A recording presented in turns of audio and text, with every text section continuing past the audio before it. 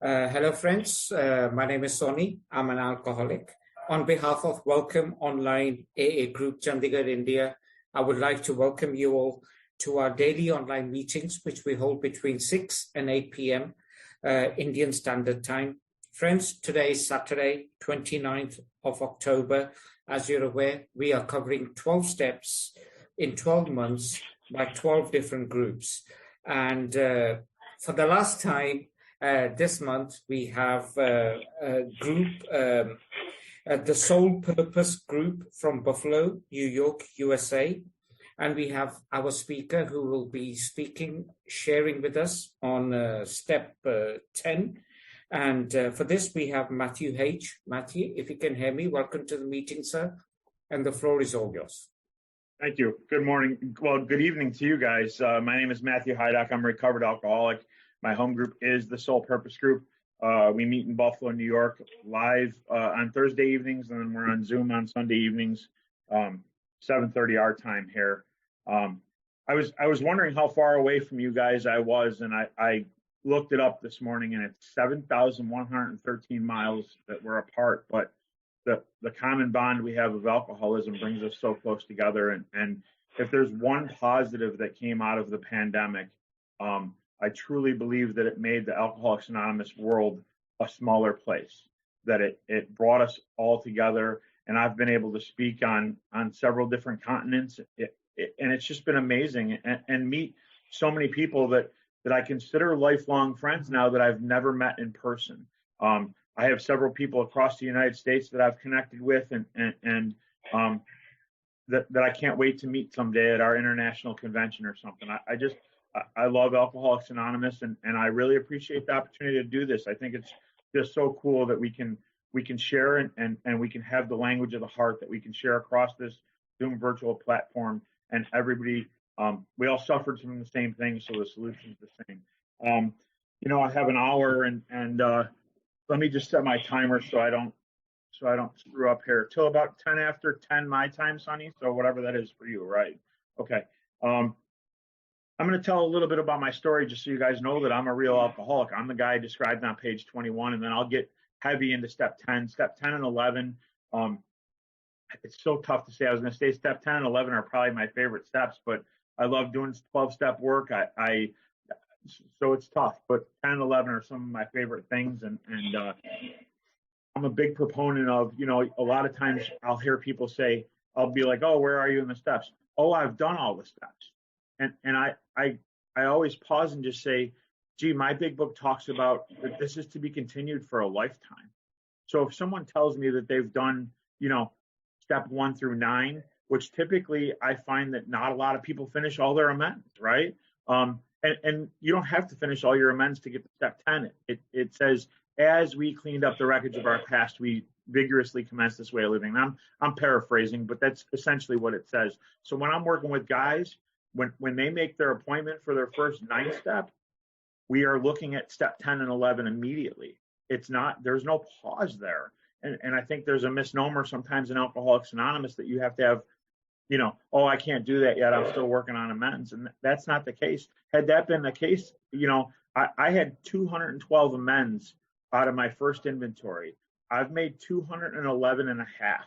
And I have one more thing that someone asked me to do in the middle of an amends that I've been unable to complete yet.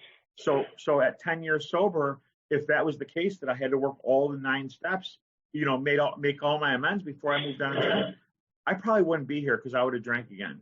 Because all that stuff that step 10 tells us to watch for would have came back into my life. I would have got spiritually ill and drank again. So I'm just encouraging, and I know there's a lot of long timers or old timers here. I don't know what you guys call people with a lot of sobriety there. I know there's a bunch of them, but if there's a new person here, know that this isn't a far off thing. That the step 10 stuff is early on in sobriety, guys. If you look at the history of Alcoholics Anonymous, Dr. Bob, one of our co-founders of Alcoholics Anonymous, his sobriety date is June 10th of 1935. And Bill Dotson, who's alcoholic number 3, the third person to get sober in Alcoholics Anonymous, his sobriety date is June 26th of 1935. Now, I know that they didn't have the 12 steps in 1935, but they had the 6 tenets of the Oxford group, which really morphed into the 12 steps of Alcoholics Anonymous, right? And Dr. Bob, in those 16 days, folks, 16 days, Dr. Bob had said to Bill, we got to find some other drunks to work with. He used to call them rummies. We got to find some other rummies to work with. And they were at the hospital at Bill Dotson's bedside with Bill Wilson, probably like, I think he was probably like 7 or 8 months sober. And Dr. Bob was 16 days sober, guys. So that means if you're struggling, if you've been around here a long time, you can't figure out how to stop drinking and you keep relapsing, we have a program of action that works if you work it. And it doesn't have to take a long time. The steps were never intended to take a long time. We have things in our book like next we launched on a course of vigorous action, action and more action. Next we look at this step. It constantly moves us forward. At no time does it tell us to pause. The only time it tells us to take our time and gives us a time frame is after the 5th step. It tells us to get quiet for an hour. And then we move right into 6 and 7, guys. So the step 10 stuff, if you're here and you're like, oh, this is AA 201, it's kind of advanced. That's not for me. I'm telling you guys, this is early on. If I have a guy that's willing, probably within 30 to 45 days, I have him making amends and starting to work with step 10 and 11. And it has to become a habit in our life. If I really, really want this, it has to become a habit. It talks about God gave us brains to use on page 86, I believe it is. God gave us brains to use. That's in the 11th step, but it becomes a working part of our mind, guys. And the sooner we get into it, the sooner we get into the strict disciplines of step 10 and 11, the sooner we're going to have the freedom and be able to say, I'm a recovered member of Alcoholics Anonymous.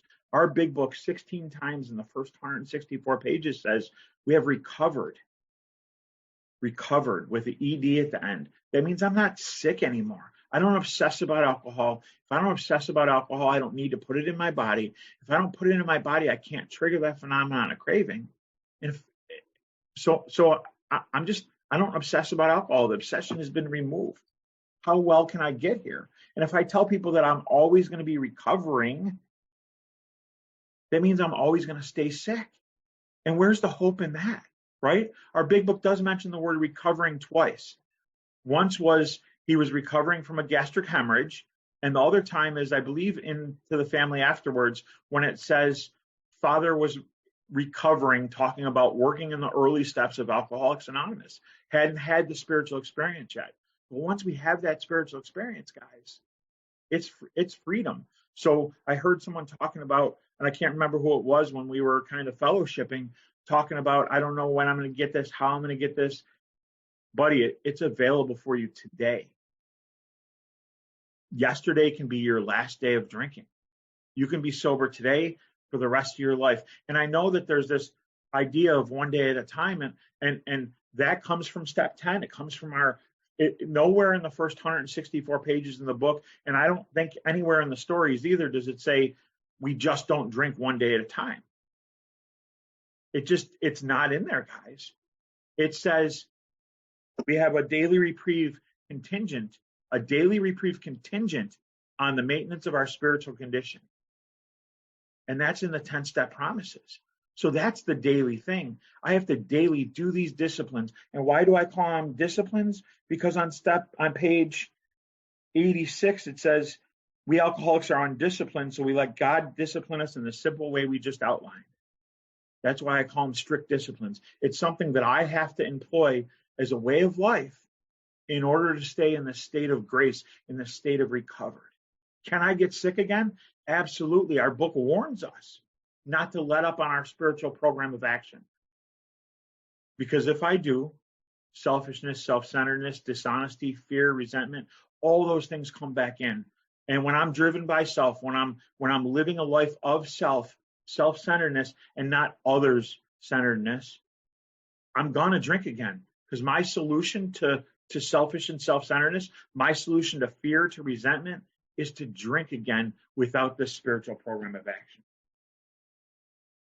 So I'm going to talk a little bit about my drinking, and not much, because I hate drunkalogs, but I like people to know that I'm the real deal alcoholic. I suffer from this thing just like all you guys. I grew up in the city of Buffalo, and I was raised by an alcoholic father, maybe alcoholic mother. I don't know. My dad has like 35 years of sobriety right now.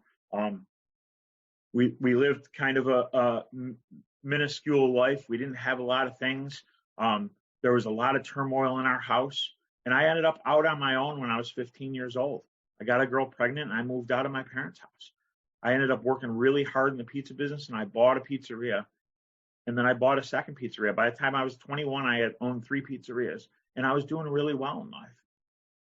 And I had discovered alcohol early on, like 12, 13 years old, at like a school dance or something, and I loved it, because for the first time I drank. I remember it was called something schnapps. It was like a peach schnapps or something like that. And I remember going to that dance and drinking beforehand and going inside, and I asked the prettiest girl in the room to dance with me. And I could never pull that off any other time, because I was so full of self and fearful. I just couldn't do that. And it was something magical that happened to me. And I chased that. I chased that feeling, that magical that happened to me when I put alcohol in my body. Because really, guys, alcohol is not my problem. Alcohol is my solution to what my problem is.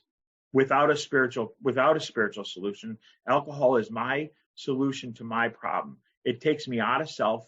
It quiets the fears. It really settles me down until it doesn't work anymore, right? And then I have to chase it, and my body just craves it, and my mind tells me I have to drink again. So I own these pizzerias, and I have a life that I don't have to answer to anybody, and I ruined 2 marriages, and life is just a spot where I'm drinking every single day.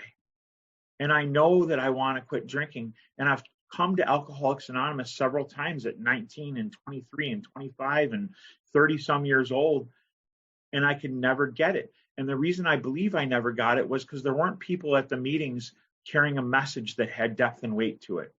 Bill Wilson wrote, if you guys have access to the book As Bill Sees It, on page 105, there's a thing that says, our chief responsibility to the newcomer is an adequate presentation of the program. And I'm paraphrasing, I might not have it all exactly right, but our chief responsibility to the newcomer is an adequate presentation of the program. If he does nothing or argues, at least we maintain our own sobriety. But if he moves ahead, even a little, with an open mind, we then break our necks to help him in every way we can. And I say that when I went to those meetings at 19 and 25 and 30 years old, I did not get an adequate presentation of Alcoholics Anonymous. I walked into junior therapy sessions where people would whine about their problems, and people that really had no business giving people marital advice and legal advice and financial advice would talk to them about solutions to their problems. That's not what Alcoholics Anonymous is for. And I apologize if that hurts anybody's feelings or challenges the type of meetings you like, the open discussion meetings. Now, I've heard people say, I need a meeting. I hope you need a meeting to talk about your alcoholism, or like my guys, I tell them the only time you ever need a meeting is if you need to go carry a message to help another alcoholic. That's why you should need a meeting. Because I'm here as a recovered member of Alcoholics Anonymous to talk about hope, to show people a way out. And when I went to those early meetings, and maybe I just didn't hear it, guys, maybe someone was talking about it, but I'm telling you, we talked about everything else, runs and pantyhose and babysitters not showing up and car crashes and people dying. And we talked about everything else but alcoholism and how to get better from it. Everything else. So when I would come to a few meetings and they would tell me, just don't drink no matter what, I'm like, how do you pull that off? I always drink no matter what. Put the plug in the jug. Just one day at a time. Just don't drink today. And if you want to drink, you can drink tomorrow. Our program doesn't say that. As a matter of fact, Dr. Bob, in his story on page 181, says If you think you're atheist, agnostic, and again, I'm paraphrasing, guys. I don't feel like flipping all the pages, but it's going to be pretty close to what he says. If you think you're atheist, agnostic, a skeptic, or have some other form of intellectual pride which keeps you from accepting what's in this book, I feel sorry for you. If you still think you're strong enough to beat the game alone, that's your affair. But if you want to quit drinking liquor for good and all, guys, our book talks about no lurking notion that I have to concede to my innermost self that I'm alcoholic. If you want to quit drinking liquor for good and all and sincerely feel you must have help, we know we have an answer for you. It never fails. The gentleman that was talking about relapsing all the time, buddy, it never fails if you go about it with one half the zeal you show when you're getting your next drink. That's all it takes. One half the effort that you put into getting alcohol, if you put it into this program, if you really want to be done drinking for good and all with no lurking notion, that's what we have here, guys.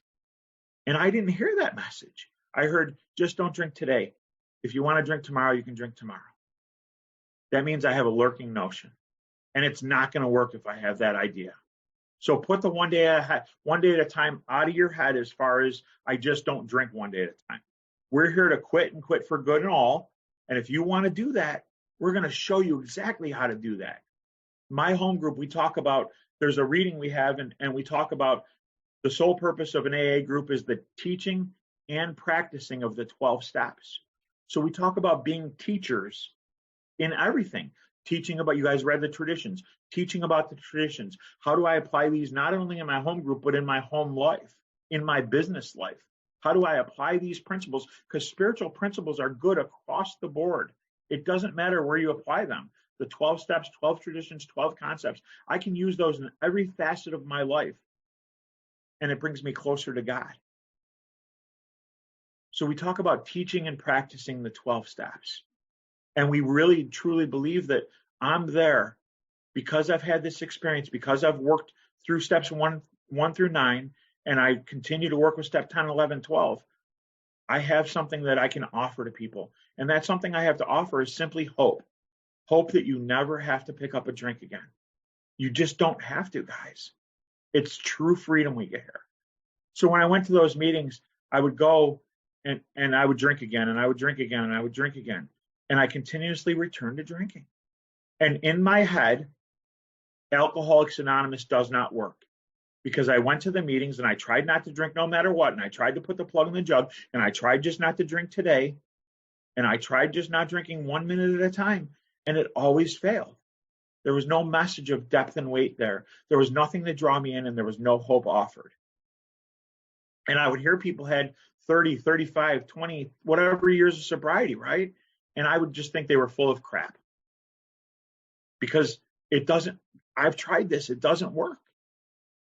So I continued to drink, and I continued to rip through the lives of other people and damage people and hurt women and ruin relationships with my children that I love dearly. I didn't mean to do what I did. I love them dearly. But I have an illness that it doesn't matter. If I have to step over you, around you, or through you, I'm going to get the next drink, because that's my solution, guys. Dr. Bob or not Dr. Bob, Dr. Silkworth in The Doctor's Opinion talks about men and women drink essentially for the effect produced by alcohol. And a lot of people just assume that means drunkenness, like I drink to get drunk. That's not what it means, guys. It means this: I'm restless, I'm irritable, I'm discontented. And I grab the drink or whatever, and I take a big pull of it. And the effect for me is this. And if you can relate to this, I'm telling you, you're probably a real alcoholic. The effect for me is this. I take the pull, and I get that first drink, a sense of ease and comfort. And sometimes I don't even have to take the drink. I can be on my way to the liquor store or to the bar, and I have a sense of ease and comfort because I know my medicine is coming. That's why men and women drink, for the effect produced by alcohol. It gets me out of self. It quiets the fears. It lets me talk to her. It lets me be like a forward person to other people. I can be out there. I can be part of society. Without that stuff, I'm just vacuumed into myself and I'm uptight, right? But I take that drink, shoulders drop, and we're cool, man. We're good. And that's what I lived over and over and over again. And again, I went to meetings of Alcoholics Anonymous, and I don't want to sound like I went to meetings from the time I was 19 till I was 39 when I got sober, and I went to meetings those whole 20 years. That's not what I'm saying. I went to a few meetings. It didn't work. I drank for another 5 years. Went to a few meetings. It didn't work. I drank for another 10 years. Went to a few meetings, 2 months. Went to a few meetings, whatever. I kept having. One time, people say, oh, you got to go to 90 meetings in 90 days, as if that's the magical cure for alcoholism.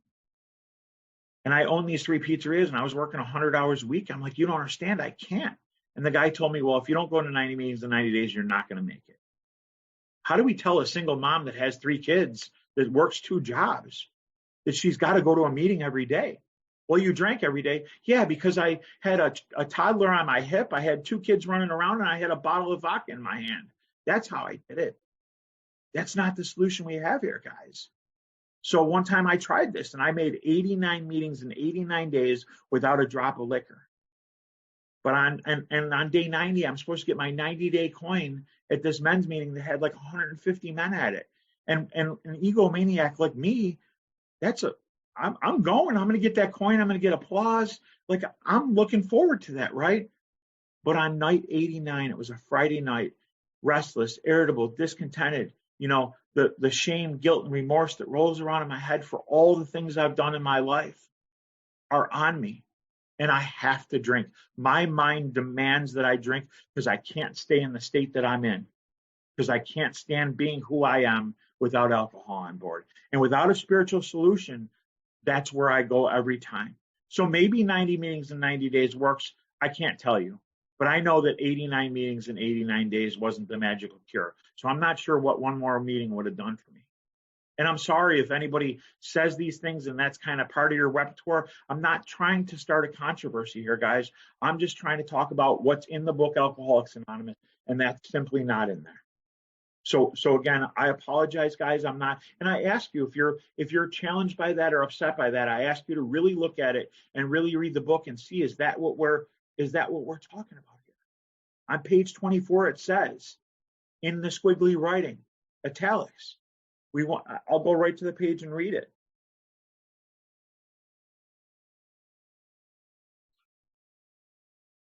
It says, the fact is that most alcoholics, for reasons yet obscure, have lost the power of choice in drink. That means I don't get to choose whether I'm drinking again. I'm drinking. Our so-called willpower becomes practically non-existent. We are unable at certain times to bring into our consciousness with sufficient force the memory of the suffering and humiliation of even a week or a month ago. We're without defense against the first drink. So if all I have to offer the newcomer is just go to 90 meetings in 90 days. But the founders of our program, the men and women that struggled and tried to figure this out, said, man, within a week or a month, you're drinking again? That means I'm signing a death warrant for that person that I'm telling you, don't worry about the steps, just go to 90 meetings in 90 days. Our book says we're going to drink again. We've lost the power of choice. We're going to drink again. And that's my experience, guys. Without a spiritual solution, I always drink again. So at 39 years old, I ended up getting in tax trouble and losing pizzerias and ruining the 2 marriages. And now I'm working for different pizza chains in Buffalo, New York. And I keep getting fired from jobs as a direct result of my drinking, either being drunk on the job or not showing up for work because I was too hungover from the night before. And I lost a series of jobs in a row. And I get this job and I'm working for this guy that has these coffee trucks. And I don't know if you guys have them in India, but there's little hot girls that hop out of the truck and pull up to the job site and sell breakfast sandwiches and sodas and coffee and all this stuff at the construction site.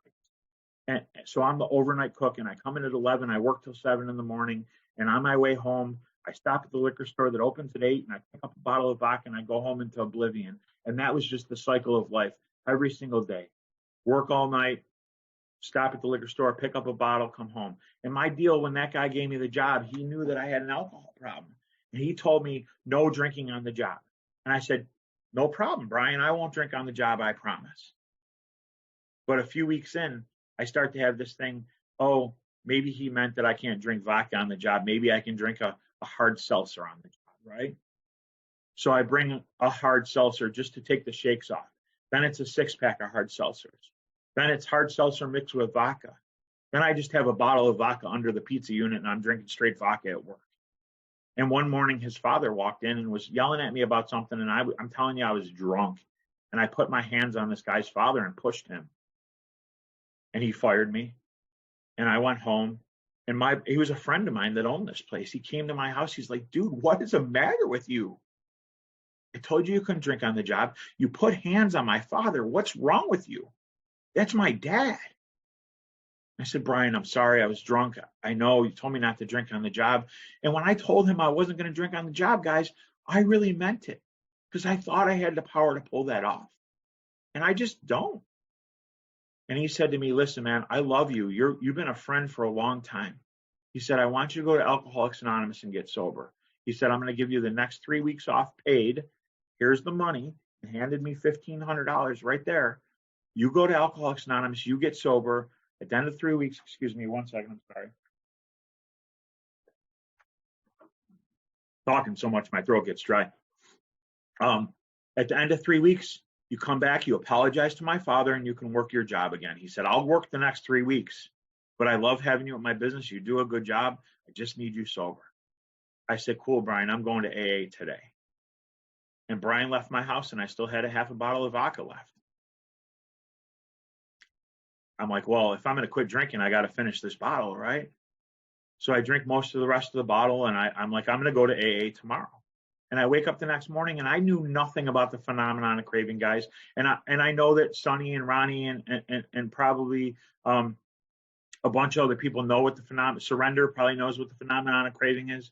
But for the new people that are here, Dr. Silkworth talked about we have an allergy to alcohol. And people are like, well, how can you be allergic? Like when I'm allergic to pollen, my eyes water, my nose runs. You know, if I'm allergic to bee stings, I get high, whatever it is, the manifestation of those allergies, we all know those, right? If I have peanut allergy, my throat swells up. If I don't get the EpiPen, I'm in trouble, right? Because I can't breathe.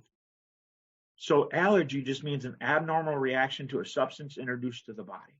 And Dr. Silkworth had this theory back in the 30s that when I put alcohol in my body, my abnormal reaction is that my liver and pancreas process alcohol at a different rate. And somewhere in that process, it produces this chemical, and this chemical actually craves more of itself. It produces acetones, and acetones actually crave more of themselves. So when I put alcohol in my body demands that I have more. And I didn't know that. And the cycle just keeps going on and on and on, and I can't stop. So Dr. Silkworth said, so you can't drink, period. Well, okay, I tried that too, but I always pick up the first drink. At age 24, we just talked about, I'm going to drink again, right? So I wake up the next morning and there's like that much vodka left in the bottle, and I'll just drink that and I'll go to the noon meeting of Alcoholics Anonymous. I'll go to noon and I'll get sober today. And I drink that, and I had no idea that it was something beyond my mental control, that my body was actually physically telling me I had to have more alcohol. I drink that, and I end up at the liquor store getting another 175 of vodka. I come home, and I'm like, well, I'm not going to Alcoholics Anonymous drunk. I'll drink all day and go tomorrow. And I wake up the next day, and same thing. That much vodka left. I drink it, trigger the phenomenon of craving, back to the liquor store. On day 3, I wake up in the morning, same deal, guys. And Brian shows up at my house after I get back from the liquor store. 3 days. And Brian walks in. He's like, dude, you're drunk. He's like, you couldn't even stay sober 3 days? I said, Brian, I didn't even make it 30 minutes. I had nothing for him. I didn't know that I suffer from an illness. I thought I was just a piece of crap. I'm trying not to swear, so I thought I was just a piece of crap. I thought I had weak willpower, and I'm just a terrible person. And Brian said, I'm sorry. You can keep that money, but I can't have you working for me no more. I gave you an opportunity. You're done. And this is like beginning of November of 2012. And I start looking at my life in the following days as I drink every single day. And I start really thinking about, when I owned those 3 pizzerias, I probably had 70 employees. And when my pizzerias got closed down as a result of my drinking, those 70 people, 70 families lost their livelihood, right? Single moms with kids, guys that were going to college. I had hired some homeless people and got them on their feet and got them into apartments and stuff, like people, I affected their lives. And then the 2 women that I ruined the marriages, that I just rolled through their lives, and I was a terrible husband. I cheated on them. And I never set out to be that guy. I didn't want to be that guy. My kids no longer talk to me. I had an 86-year-old grandmother at the time, old Polish lady, never heard a soul in her life, went to church every Sunday, was dedicated to my grandfather, 59 years of marriage. She didn't talk to me anymore. I had nobody. And on page 151, and I'll read this because I think it really describes the end of a lot of our drinkings, guys. 152, I'm sorry.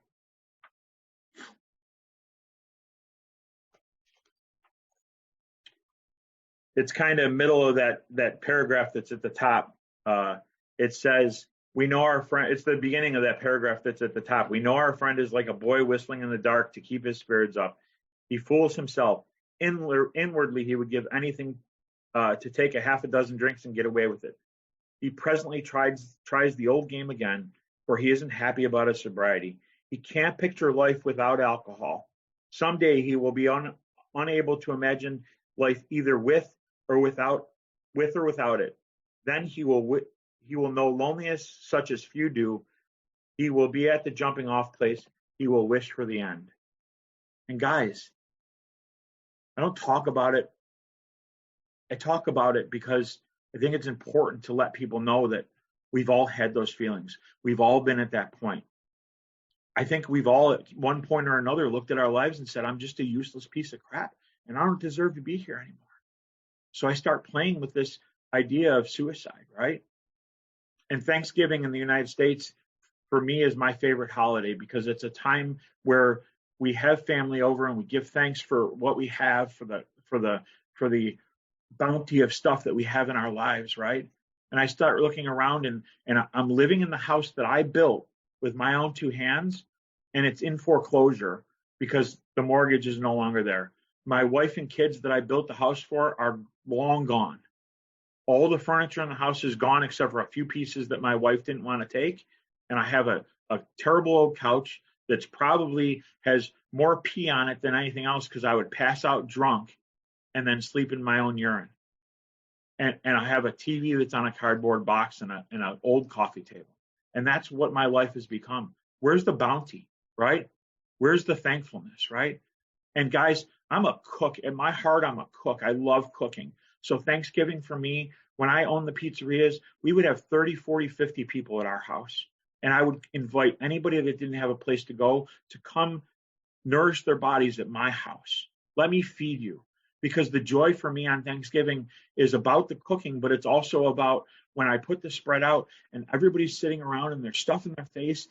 And I know that my hands created something that's nourishing their body and spirit. Like that's the joy for me in Thanksgiving, right? And I start thinking about, I don't have the money to buy that. Because when you're cooking for that many people, it costs $400, $500, $600, right? I don't have the money to buy that. And nobody would come even if I invited them. My 86-year-old grandmother does not talk to me at the time. What's it worth living anymore? And I decide that it's time to take my life. And I start doing this experiment with Benadryl, which is like an antihistamine medicine. I don't know if you guys have Benadryl there, but it's for allergies, right? Too bad it doesn't work on the allergy alcohol. But I knew that 2 Benadryl would knock me out, just put me out. So I start to think, well, if I take 8, 10, 12, whatever, will I not wake up tomorrow? So on December 10th of 2012, the day of my last drink, I take a half a bottle of Benadryl and a bottle of vodka, and I'm done. I don't want to be part of this world anymore. I don't want to hurt anybody anymore. My kids don't talk to me. And I don't know how long I slept for, but I woke up sometime on the 11th, and I look over, and there's vodka left in the bottle. And I look at it, and I just start crying because I know I can't do this anymore. I just can't do this anymore. And I reach for the bottle, and I have this like voice inside of me that says, don't do it. Do something different today. Sorry, guys. I usually don't get this emotional. I've told this story 100,000 times. So I pick up my phone and I call this guy that I used to go see, this psychologist that I used to go see, and I tell him what's going on. And he tells me, come down to my office, let's talk. And I said, Lou, I don't have any money. I blew through all the money. I don't have any money. And he used to be, like, when I owned the pizzeria, I made big money. So it was like $150 a half hour to see this guy. And he said, I'm not worried about the money. Come down to my office and see me. So I drive down to his office and we sit and talk. And he just said, man, we talked about, the abuse you suffered as a kid and the molestation and all the other stuff you went through during your life. And he said, I really think you're just an alcoholic and you need to go to Alcoholics Anonymous. And I said this, I've been to Alcoholics Anonymous. It does not work. And I shared with you guys my story about AA. I really thought I tried AA. And he said, Matthew, I'm sorry. That's all I got to offer you. And I remember going down to my car. Now, mind you, when I owned the pizzerias, I had a Lincoln Town Car and a Jaguar and a Ford Excursion and 2 motorcycles and boats and trailers. Like, I had everything. But I come down to this car and it's like a 1991 Pontiac Grand Am. There's no heat. I don't know what the weather's like in December in India, but in Buffalo, New York, we get 4, 5, 6, 7 feet of snow sometimes. So I got this car and it's December and I get into the car. There's no heat. There's a hole in the floorboards. The bumpers held on by sheet metal screws because I clipped a guardrail when I was drunk one night and ripped the bumper off. So I put it in the back seat and came home and screwed it on. Like, this is the car I get into. And I just put my head on the steering wheel and cry because I know AA doesn't work. And this is the guys telling me that's all I have to offer you. So I call this guy Brian doesn't matter what his name is. I call this guy and ask him, where the next AA meeting is. And he tells me, and I go to the noon meeting and I sit down in the chair and I listen to all the stuff we read at the beginning of the meetings. And I don't know if you guys know who Charlie Brown is, but Charlie Brown's mom in the cartoon always sounds like wah, like they don't use voices. Wah, wah, wah, wah, wah. It's just, and that's what I think how it works and the promises and all that stuff we read. I think that's how it sounds to a newcomer because I didn't hear anything, right? But I did hear the beginner's rooms upstairs. So I go upstairs and I sit in the couch and the woman goes, who's got a problem? Who wants to talk about something? And I go to raise my hand. I'm going to tell them everything that's going on. But there was a little old lady sitting 2 seats down from me and she raised her hand. And she had this cat and the cat wouldn't use the litter box. The cat would pee on the couch and pee on the carpet and just wouldn't use the litter box. So we spent the next half hour talking about ways to train her cat, that maybe the litter box is in the wrong space and we need to move it to a different room. And if you see the cat squat, squirt it with a spray bottle. They don't like to get squirted. So we talked for cat pee for a half hour. And then there was a guy, Bob, that had a snowblower that wouldn't start. So there were guys that offered him advice on how to start a snowblower. And we said the Lord's Prayer and we left the meeting and I went back down to that car and I'm like, I don't get it. Like, I don't get it.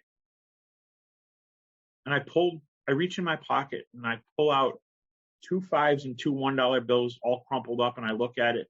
And I really thought it's a sign because my bottle of vodka, the plastic bottle with more consonants than vowels in it, probably made in some European country that is below the poverty level, right, is $11.86 and I have $12.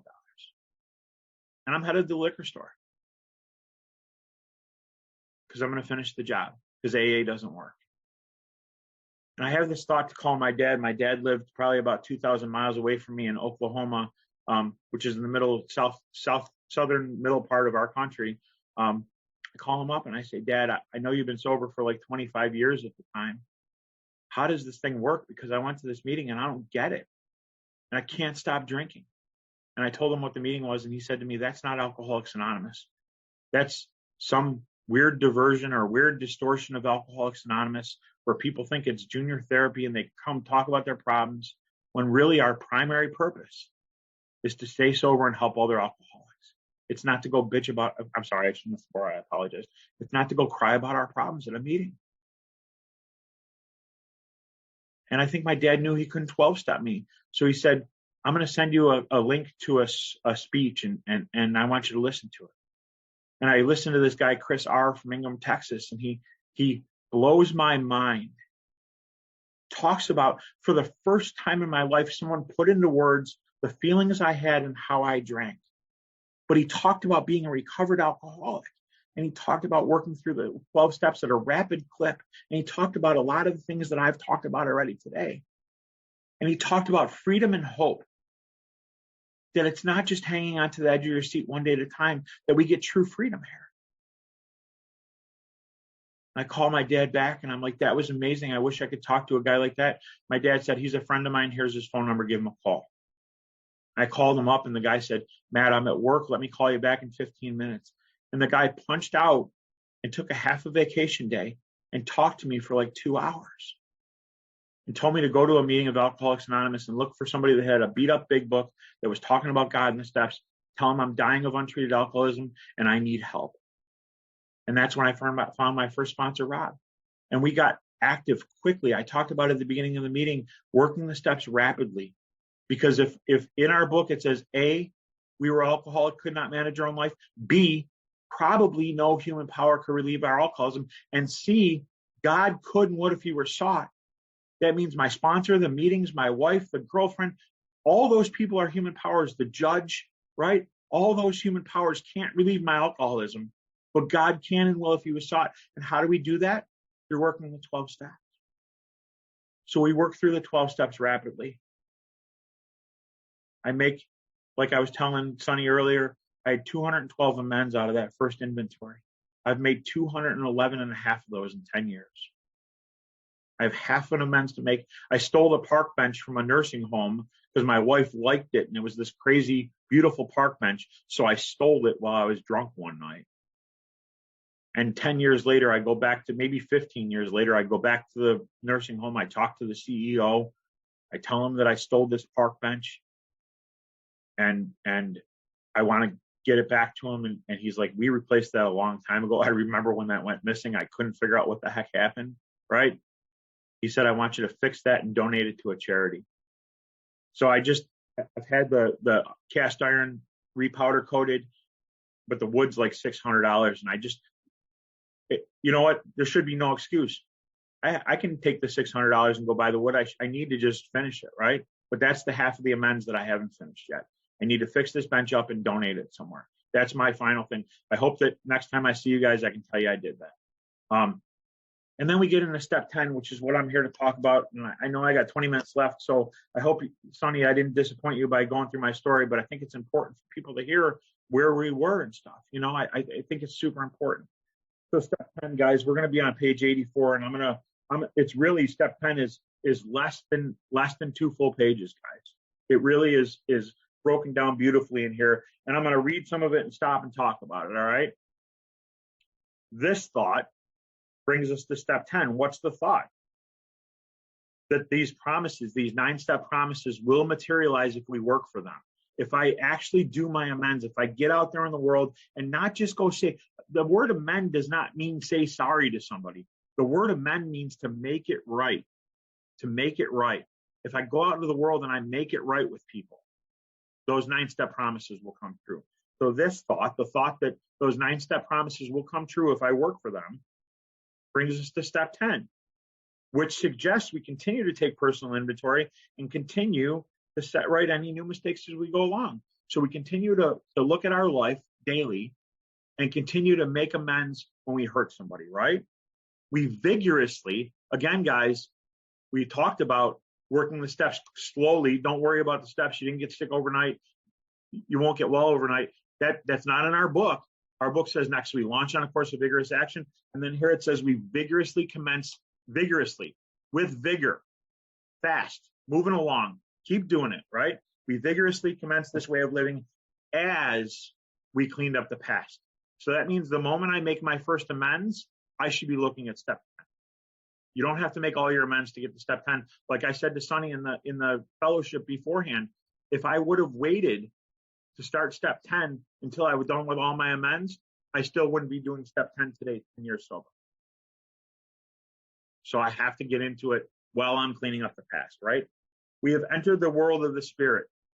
That means I've probably had a spiritual experience by this time, guys. I've looked at my life, and what is a spiritual experience? Earlier in the book, it talks about a profound alteration in the way that I view life and the people in it, right? And I'm paraphrasing, but really, I look at my life. I don't treat people the way that I used to. I don't act the way I used to. I've had a change in my psyche. I've had a spiritual experience, a spiritual shift. I'm no longer that disgusting scumbag that came to Alcoholics Anonymous. And that's for me, guys. I'm not saying you guys were disgusting scumbags. That's how I looked at myself. And at this point, when I've entered the world of spirit, I no longer want to live that way anymore. I don't want to hurt anybody anymore, right? And step 10 helps me to not do that. Our next function is to grow in understanding and effectiveness. Understanding of what and effectiveness of what? Understanding of what God's will is for me and effectiveness in carrying that out in my daily life. Our next function is to grow. I have to grow because I'm not white as snow here, guys. I still have a lot of baggage. My character defects may not have been removed yet, right? But step 10 gives me the opportunity to look at those things on a minute-by-minute basis and catch those things, right? And early on, it's not always easy. Early on, I might get fearful. I might be dishonest. I remember one time, I don't know, I was probably 3 years sober, and I go to the store and I see a pack of steaks and it's like $42. And I see a pack of steaks like 2 bins over in the grocery store that has a clearance sticker for like $12 on it. And I take and I peel the sticker off and I put it over the $42 sticker and I go up to the register and I pay $12 for these $42 steaks. And I get home and I cook them. As I'm eating them, I feel disgusting. And I dig the label out of the garbage and I go back to the grocery store and I tell the guy at the grocery store that I was dishonest. Because my 10-step says, well, let me read on, and then when we get to that, I'll talk about that. This is not an overnight matter. So it's telling me that I'm going to make mistakes. I'm going to switch the price tag on the steak and screw up, right? This is not an overnight matter. It should be continued for our lifetime. I talked earlier about people saying, oh, I've done all the steps. What is 4? I'm sorry, Sonny, are you saying I got 4 minutes left? Sorry, no, I was just saying that reminds me of the 4th step. Okay, yeah, I'm sorry. Cool. I think I got like 14 minutes left, right? Okay. Please carry on. Please carry on. Okay. This should be continued for a lifetime. So I've heard people say, I've done the steps. Well, that's weird. My book, 1 through 9, and if you haven't made all your amends, then you haven't done the steps, right? But 1 through 9 are that thing that we can complete, right? But 10, 11, and 12, it says continued for a lifetime, guys.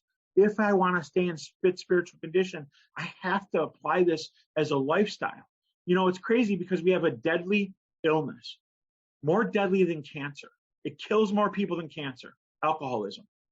And if I were to go to a cancer ward and just say to somebody, here's a book, and if you follow everything from the title page to page 103 is where the directions stop for our program of Alcoholics Anonymous. It's the end of working with others, right?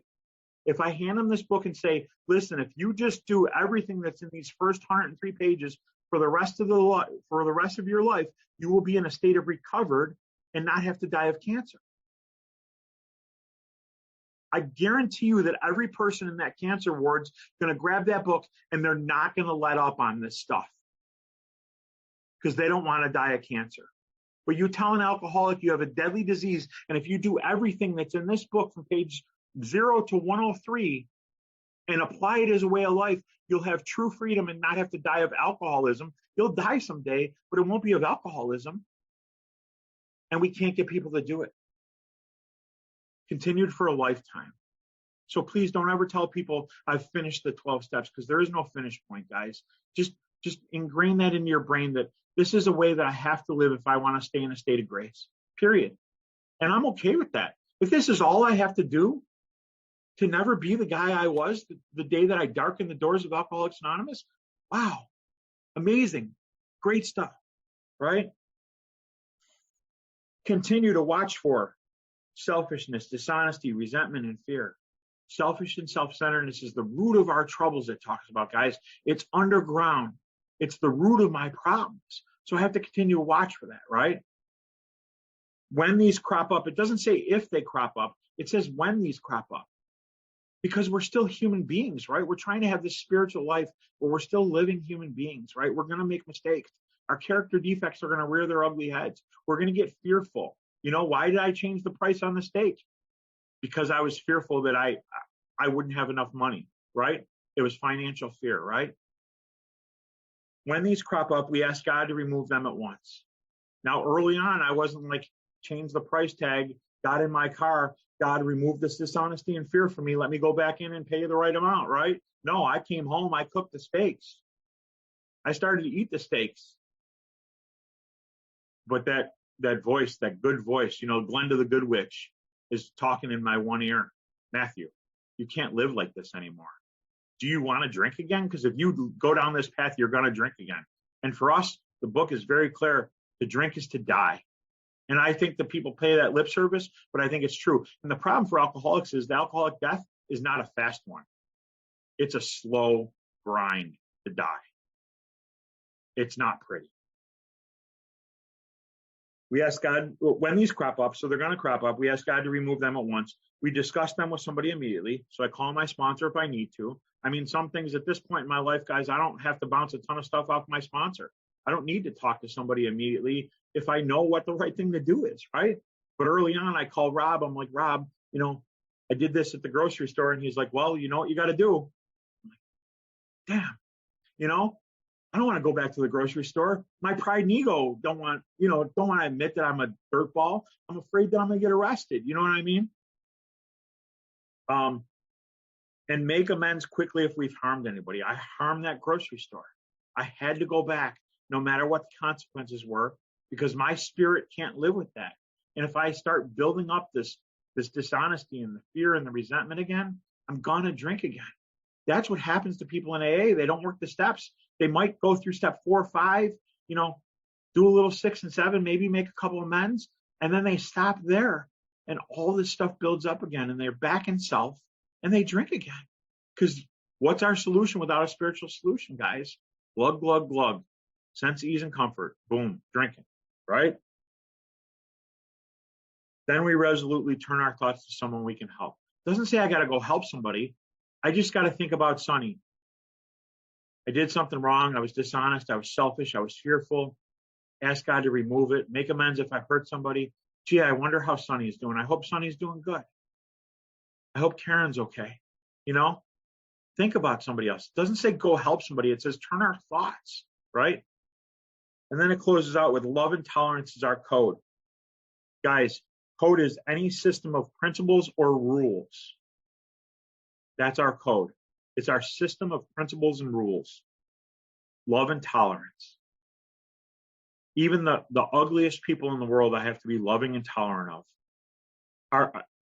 During our fourth step, right, coming up on the fourth column there, it talks about, though we don't like his symptoms and the way they disturb us, they, like ourselves, are sick, right? And so many people say, I have to pray for him. Our book doesn't say that. I think it's page 67. I could be wrong. Yep, it's page 67. We ask God to show us the same tolerance, pity, and patience we would cheerfully grant a sick friend. When a person offended, we said to ourselves, this is a sick man. How can I be helpful? God save me from being angry. It doesn't tell me to pray for him. It says, God save me. I see Karen just had a revelation there. God save me from being angry. I have to pray for me, because if I get angry, I'm going to drink again. The page before, it talks about, with the alcoholic, the hope of a maintenance and growth of a spiritual experience, the business of resentment is infinitely grave. We found that it was fatal. When harboring such feelings, we shut ourselves off from the sunlight of the spirit. The insanity of alcohol returns and we drink again, and with us to drink is to die. So I have to pray that God keeps me from being angry. That's why love and tolerance is our code. Because if I'm not loving and tolerant, I'm going to get in resentment and then I'm going to drink again. And maybe it doesn't happen fast, but it'll start to wedge its way in there, guys.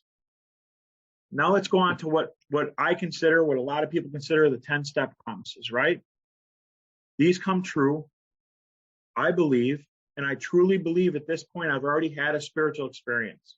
Because if I'm not obsessing about alcohol, and all my life I've obsessed about alcohol, that's really a shift in a profound alteration in my thinking and living, right? That's the spiritual experience. It doesn't have to be a burning bush. It doesn't have to be God talking to you. It's do I react differently to life, right? And we have ceased fighting anything or anyone, even alcohol. For by this time sanity will have returned. We are seldom interested in liquor. Guys, in 10 years around here, I may have had a thought of drinking 10 times, maybe. And it was like this. I cook a lobster tail and a filet mignon for my wife and I, and saute up some mushrooms and onions, and I set a beautiful table with candles, right? And I think, man, a glass of red wine would be beautiful with this. And I'm like, where the hell did that come from? It seldom comes, right? But what's that shaking in my head? Where did that come from? It says we recoil from it as from a hot flame. Like, whoa, where did that come from? Because that's not who I am anymore. We react sanely and normally, and we will find that this has happened automatically. We will see that our new attitude toward liquor has been given us without any thought or effort on our part. It just comes. Guys, if we do this work, if we make these amends, if we do an inventory, if we get honest with somebody else, if we say the prayers that are in this book, it just comes, man. This is the freedom we're talking about, guys.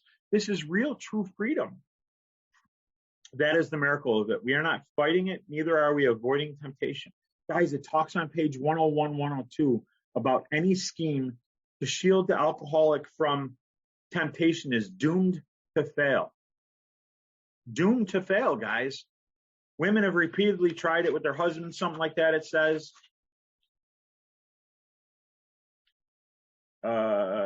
It's the first full paragraph. We meet these conditions every day. An alcoholic who cannot meet them still has an alcoholic mind. There's something the matter with his spiritual status. He's not working step 10 and 11 and not trying to carry the message to other alcoholics, right? His only chance for sobriety would be someplace like a Greenland ice cap, and even an Eskimo might turn up with a bottle of scotch and ruin everything.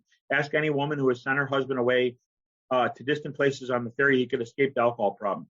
In our belief, whose belief? The first 100 people that wrote the book, the people that figured out this program of action, right? In our belief, any scheme of combating alcoholism which proposes to shield the sick man from temptation is doomed to fail.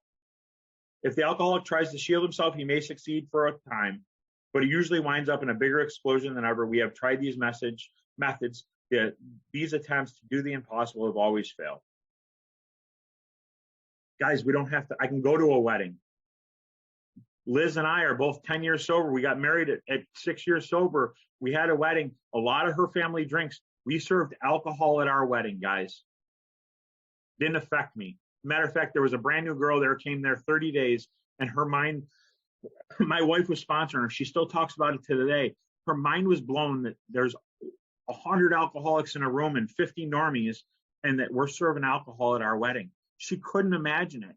And we showed her that day that you don't have to avoid it. We've been released from it if you stay spiritually fit, right? And here we're going to read on. It says, instead, the problem has been removed. My problem's removed, guys. I'm recovered. I don't obsess about alcohol anymore. If I don't obsess, I don't put it in my body. I don't trigger the phenomenon of craving. I'm not drinking at all. I'm free.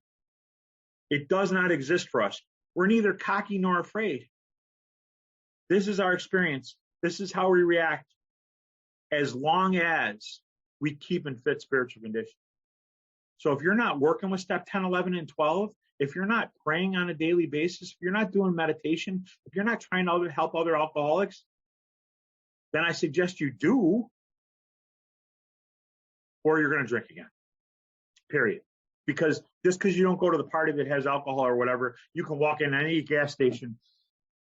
Excuse me, I'm sorry. You can walk in any gas station and be tempted by alcohol. You can't get away from it. It doesn't matter how hard you try. So we got to get you to a state of grace where you're free, right? And here's the warning. Here's the warning, guys. It is easy to let up on our spiritual program of action and rest on our laurels. What are laurels? I don't know if you guys remember in the old, like Roman or Greek days, when a gladiator would win, they would give him a wreath of those green leaves around his head. That's a wreath of laurels. And it was that he was the victor for the day. But when tomorrow comes and somebody else wins, he's no longer the champion, right? So I can't sit back on the spiritual experience I had yesterday and just think everything's okay. I have to continue to work spiritually, to stay spiritually fit. And all I have to do is follow the stuff from page 84 to 88 on a daily basis and then try to help other alcoholics. That's all I have to do to stay fit spiritually. And I can screw up sometimes, guys, and it's okay. Sorry, I got this itch. We are headed for trouble if we do, for alcohol is a subtle foe. We are not cured of alcoholism. And this is where the one day at a time thing comes in, guys. What we really have is a daily reprieve. Reprieve means stay of execution. Safety from death, right? We have a daily reprieve contingent on the maintenance of our spiritual condition. Every day is a day where we must. I hear so many times in Alcoholics Anonymous, there's no musts in AA. Has anybody else heard that? Okay. If you read Language of the Heart, Bill Wilson says there's no musts in AA, meaning there's no musts to be a member. But I'll tell you, I think there's 96 musts in the book Alcoholics Anonymous, and this is one of them. Every day is a day we must carry the vision of God's will into all of our activities, not just the hour or two we spend at a meeting, but when I'm in bed with my wife, when I'm headed to work, when I'm at the bank, when I'm at the grocery store thinking about switching the steak price, right?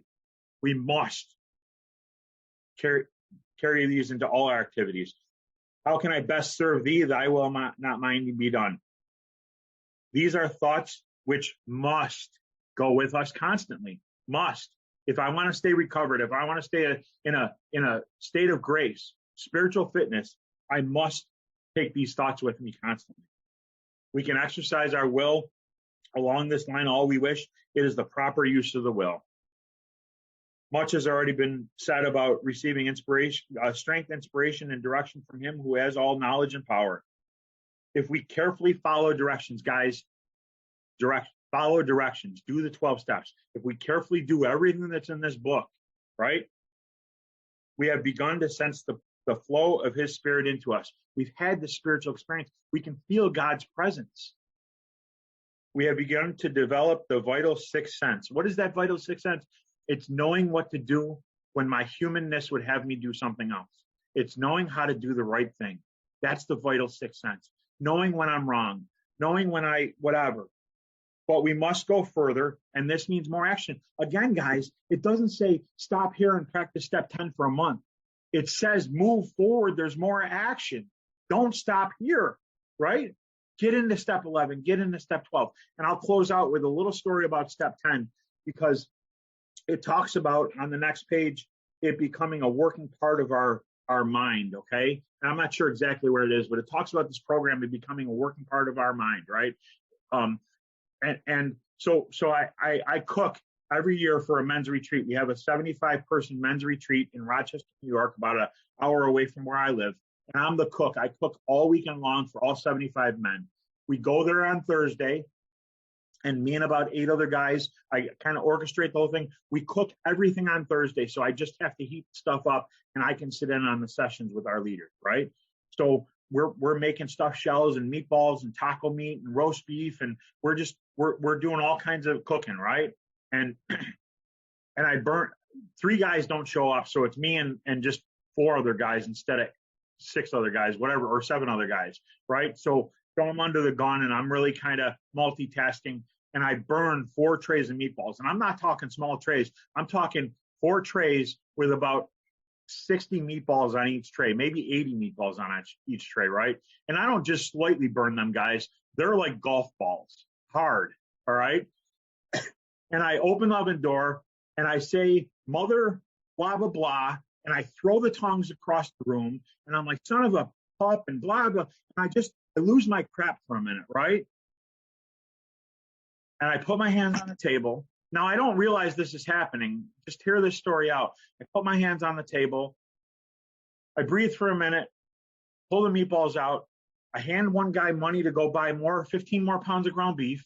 Go run to the store and get 15 pounds of ground beef. And the kid goes and runs and gets it. And we move on with the rest of the day. And about 2 hours later, one of the guys that's like 10 days sober said to me that I never believed that anybody does what you guys talk about. And he said, I stood there in the kitchen and I watched you MF and all this other stuff and throw the tongs. And he said, I saw step 10 in action. You put your hands on the table and closed your eyes. And you were a different person after you did that. And you came back to center and you were loving and kind. And you apologized to all of us for losing your crap. And I didn't even realize it happened, guys, because it's become a working part of my mind. There is no effort on my part. I know that I can't act like that. It was fear that I just screwed up. It was resentment. Those 3 guys didn't show up and weren't there to help. And now I'm doing this all, I'm managing 2 stations at one time, like all that stuff, right? And in that instant, I put my hand on the table. I close my eyes. I get God-centered again. And this newcomer saw it. And a newcomer needs to see that we do this, not just hear that we do this. And I didn't even know I was being a demonstration of step 10 to him. I was just doing what my body does naturally now because I've practiced this for so long. And again, guys, I'm not perfect at it. I screw up sometimes. I have to go make amends the next day because I realized that I was a jerk yesterday. I'll have to go back into the room with my wife sometimes and say, baby, I'm really sorry I got cross with you. I was out of line. Not to make excuses. I had a rough day at work and I shouldn't have brought that home. I'm really sorry. What do I need to do to make it right for you? And that's the freedom, guys. Thank you so much for inviting me, Sonny. I hope I did you proud, my friend. Thank you so much, Matthew. What an amazing, powerful, inspirational sharing. Thank you so much. Friends, can we please show our appreciation? Please unmute yourselves. Thank you, Matthew. Thank you, Matthew. Thank you. Thanks, Matthew. Thank you, guys. Now, I would like to, actually, I'm going to stop the recording. Please bear with me.